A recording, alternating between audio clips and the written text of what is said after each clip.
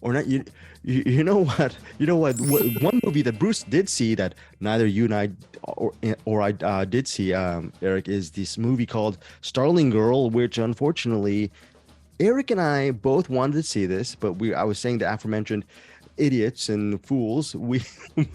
I think in separate parts of the week, Eric and I both opened up the email and realized, oops, the screening window closed, and Bruce Purkey is pissed because he's like, I am the only one who's going to be reviewing Starling Girl, which hits theaters May 12th, New York and LA, wider May 19th. I apologize. I'm apologizing for Eric. Starling Girl, what is this, Bruce? I know it's a movie about faith and temptation and all that stuff.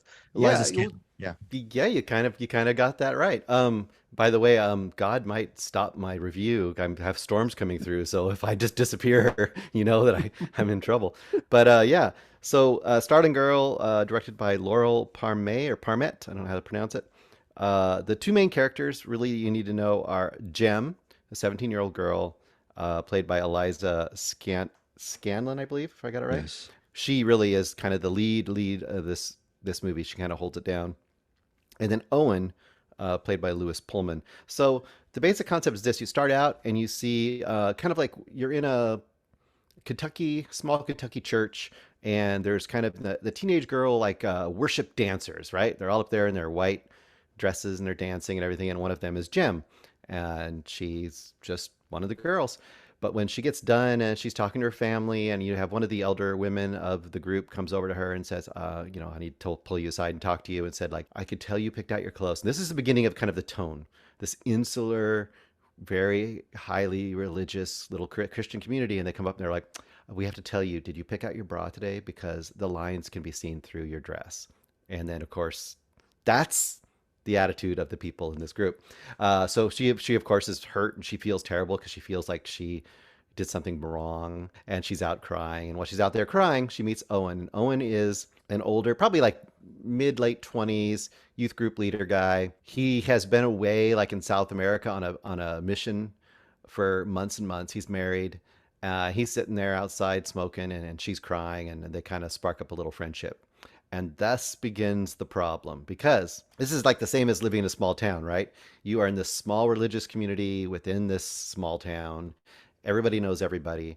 And she has that age old story, right? It's like the student that falls in love with her teacher.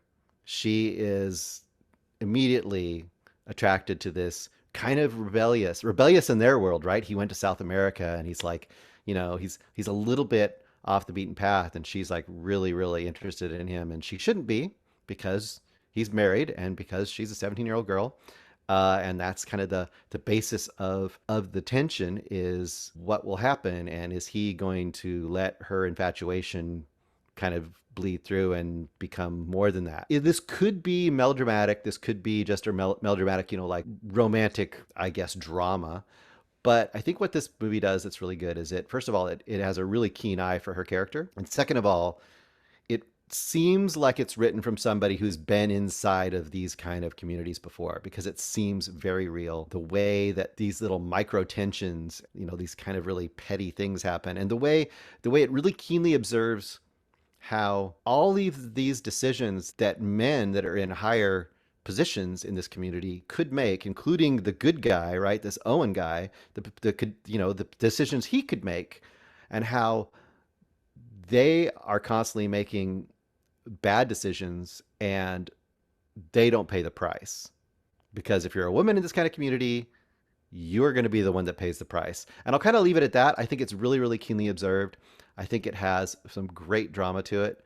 I would say it plays out in a little less conventional way than I thought it might, and I appreciated that as well.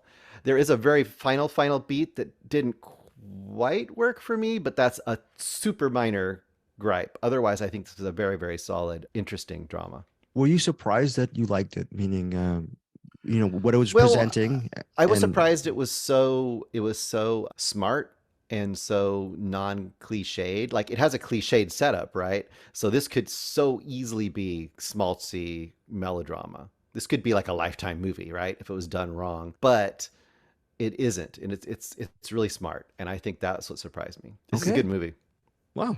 Okay, And an sorry. excellent performance by the lead, Eliza. She's going to be, you watch her, she will be in things. I don't know, maybe she's been in a bunch of stuff already, but if she hasn't, she's going to be. She's I really think she good. might have been in Little Women. I could be wrong, but yeah. So she's supposedly an up and comer.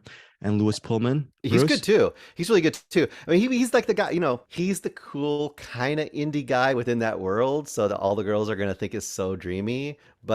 And he plays it like that for most of the movie, which is good. But also, I like the way that it's written and the way he plays it, which is like, when it really comes down to it, how cool is he really, that kind of thing. Lewis Pullman, but Bruce, son of. Bill Pullman? Yeah. I mean, that's the only Pullman I know.